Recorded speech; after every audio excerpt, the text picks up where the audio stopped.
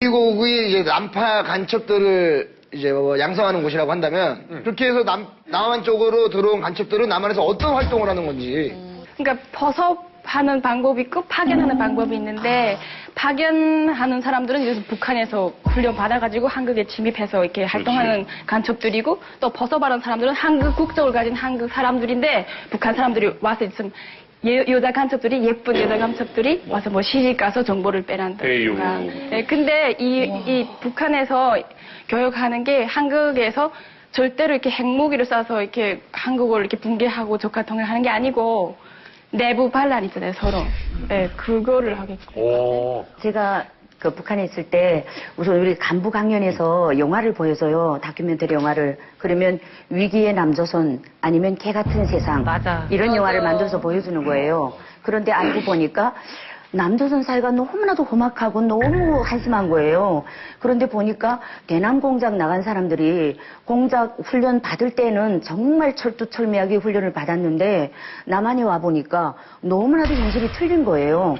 그러니까 이 사람들이 자기 고향에 두고 온 가족들은 살려야 되겠지. 임무를 수행하지 않으면 안 되겠지. 하니까 사진을 찍어서 이렇게 들여보냈는데 그런 사진이 정말 남한에 있는 고층 건물, 이 빌딩 이렇게 멋있는 건물들은 하나도 없고 재개발 지역에 무너진 건물. 이래서 남한 사회가 이렇게 어지럽다.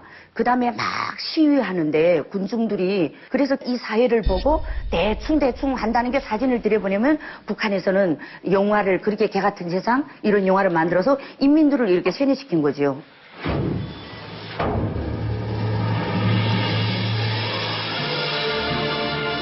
지금 남조선에서 가장 심각한 문제는 실업 문제입니다. 남조선의 주택 생활 환경은 더욱 험악합니다. 현재 남조선에서 자기 집을 못 가지고 있는 세대는 전체 세대의 42.6%에 달하는 710여만 세대나 됩니다. 괴뢰 당국의 강제 철거에 맞서 보금자리를 지켜 싸우던 철거민 5명이 경찰 특공대의 야속 만행에 의해서 저렇게 불에 타 한많은 세상을 떠나버렸습니다.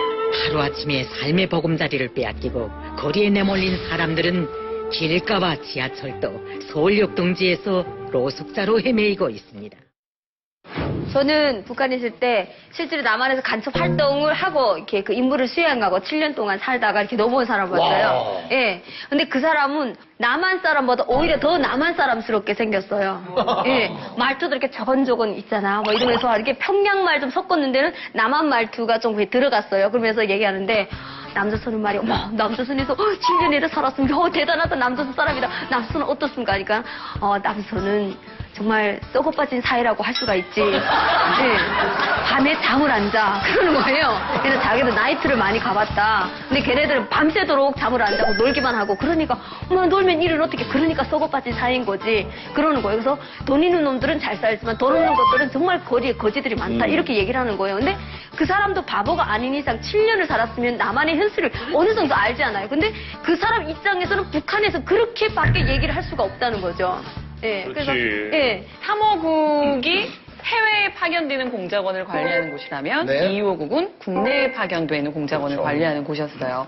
그렇다면 구체적으로 2호국이 구체적으로 하는 일에 대해서 다시 한번 좀 설명을 해주시죠. 네, 아까도 좀 전에 제가 간단히 말씀드렸는데 대정보조사부가 이제 갈라지면서 그때는 225국이라고 안 했고 작전부하고 이제 합하고 그 작전부라는 건 전문 테러 암살 이게 하는 데가 바로 작전부였거든요. 지금도 있습니다, 작전부는. 거기 있다가 2월 25일 김정일이 방침에 의해서 생겼기 때문에 225국이라고 붙였다는 것으로 제가 알고 있어요. 예. 그래서 이게 생긴 것이 90년대 아마 중반에 225국으로 바뀐 겁니다. 탈북민녀들 많이 이야기했는데 왕재산, 1심의 사건 이게 다 이제 225국이 지휘한 거거든요. 어느 부대가 지금까지 나온 것 중에 제일 무서운 거예요? 225국이 제일 무섭죠. 파괴, 테러, 암살 이걸 하는 데가 바로 225국입니다. 아까도 말씀드렸지만 국방위원회 직속입니다. 국방위원회 위원장이 누굽니까? 김정은이 아닙니까? 김정은이 직속이라고 봐야죠. 자, 지금 뭐 얘기 들으니까 2호국이 참 무시무시한 곳입니다. 사실 우리가 뭐 살면서 뭐 저런 것까지 알아야 되나 싶기도 했지만 분명히 바로 우리 위에서 대한민국을 노리고 만들었다는 국이라니 좀 무섭기도 합니다.